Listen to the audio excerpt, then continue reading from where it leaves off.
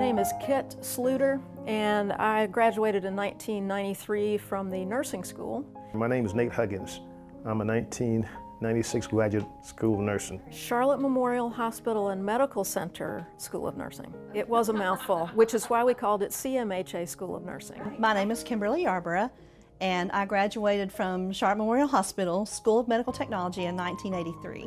It was a hospital that already had a reputation for groundbreaking work, and I wanted to be a part of something that was growing, something that could simply help me and my family, as well as help this community. But I waited to hear from CMC, or at the time Charlotte Memorial, because I knew I would get a broader experience here, because the range of patients that we see here is so massive. I mean, if you're going to ever see it in the world, you'll see it here. The first day for me was a little hilarious because I was an older student. But I think most of us were just plain excited because this was a brand new starting up of the School of Nursing. I walked into class with a bunch of young high school students, I thought they were.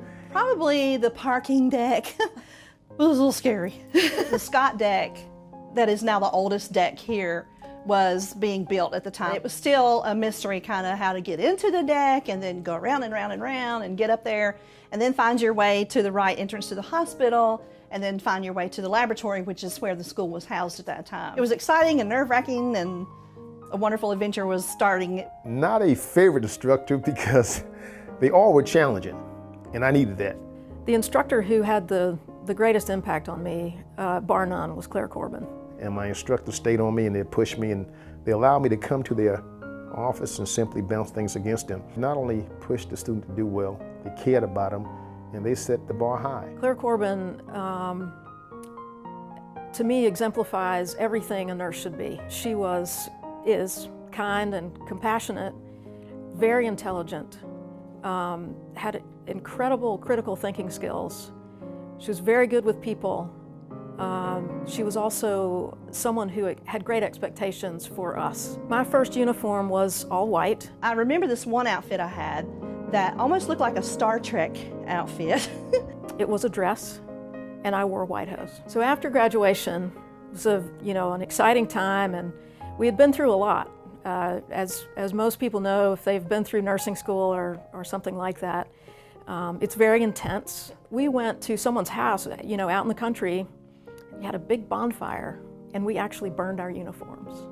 I'm an old school nurse, at least I would like to think so. And when we came through, our instructors really emphasized assessing the client. So we were accustomed to a lot of the hands-on, a lot of the visual. And in today's education, today's nursing, today's medical society, I see a lot of nurses are more reliant on technology.